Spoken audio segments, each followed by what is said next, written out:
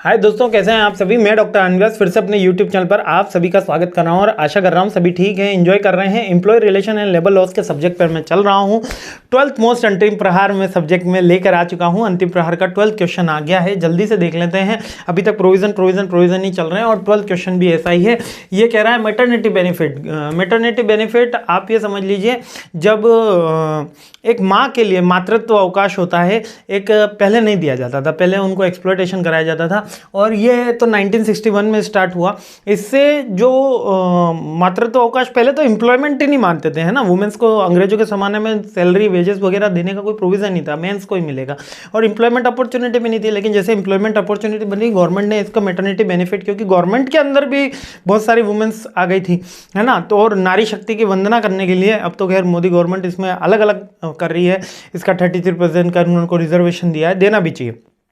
Main benefit उस समय दिया गया, इसका लीगलाइजेशन करा गया 1961 के अंदर और यह कहा गया कि ये एक एम्प्लॉय ड्यूरिंग द प्रेगनेंसी के टाइम पे उसकी हेल्थ, वेलबींग, इकोनॉमिक सिक्योरिटी की सारी जिम्मेदारी उस समय कंपनी की होगी, किसी भी कंपनी की होगी। वहाँ पर जो ऑर्गेनाइजेशन जिसके अंदर वो वर्क कर रही है वो वुमेन उसकी होगी, तो उसको उस समय पेड लीव दे दी जाए, है ना। अब वो 52 हफ्तों की, 14 हफ्तों की, वो धीरे धीरे हफ्ते बढ़े थे, इसलिए अपने ने उसको लिया नहीं। The act provision a period of maternity leave up to the 26 week.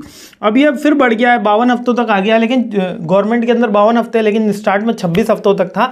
26 हफ्तों तक का मैटरनिटी लीव दे दी जाती है और एक्सटेंड कर दी जाती है in case of medical complication. अगर कोई मेडिकल कॉम्प्लिकेशन है तो इसको अपडेट कर जाती है और पेमेंट आपको उस समय 100% देना होता है। पेमेंट में आप कोई डिडक्शन नहीं कर सकते, आप एब्सेंस नहीं दे सकते। मैटरनिटी बेनिफिट में आप उसको अदर मेडिकल अलाउंस और आपको बेनिफिट बढ़ाने होंगे, आपको बेनिफिट कम नहीं करने होंगे।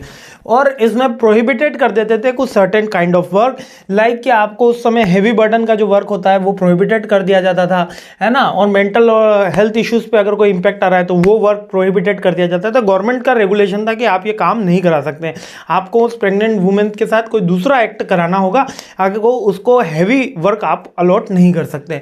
और notice for pregnancy, when employees are required to provide advance notice for regarding the pregnancy for expected date. Expected date की, डिलीवरी डेट की एक नोटिस का प्रोविजन भी इसके अंदर आया कि एम्प्लॉयर को एक नोटिस भी देगा।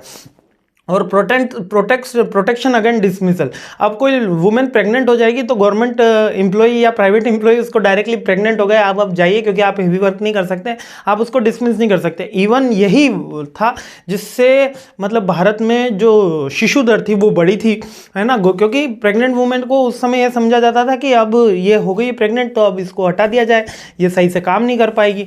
लेकिन माँ तो माँ ही है ना, वो तो नॉर्मल व्यक्ति से भी उस समय ज़्यादा काम कर लेती है, तो ये डिसमिसल कर दिया जाता था। ये मेंटेलिटी को चेंज करने के लिए ये प्रोविजन लॉ बनाया गया, है ना। इसके अलावा क्रिच फैसिलिटी, है ना, creche facility is a certain number of employees are required to provide a creche facility within the work place enabling women to attend to their child care needs, है ना। चाइल्ड केयर नीड्स के लिए ये facility provide कराएगी। इसका children Holmes भी बनाए गए, रेस्ट रूम भी बनाए गए, आज तो बहुत सारी फैसिलिटी प्रोवाइड कराई जाती है।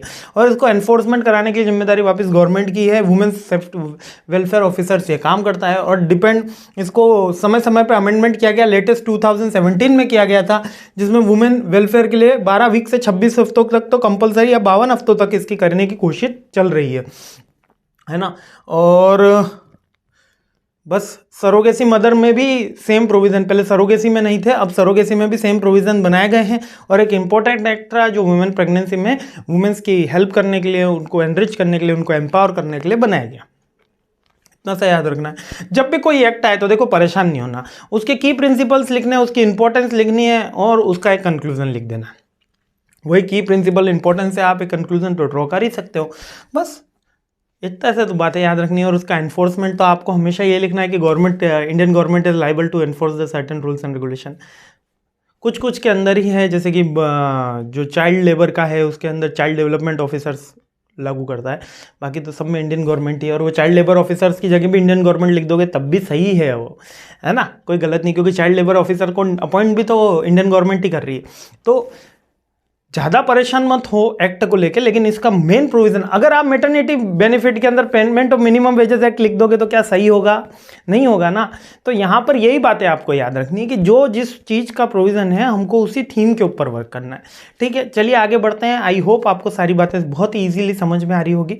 बहुत ईजी टॉपिक्स भी हैं, थोड़ा लॉ है, इसमें समझने से कम लिखने और याद करने वाले पॉइंट ज़्यादा हैं, इसलिए मैं आपका समय नहीं लेता हूँ और आगे बढ़ते हैं, अगले क्वेश्चन पर हमला करते हैं। जय हिंद।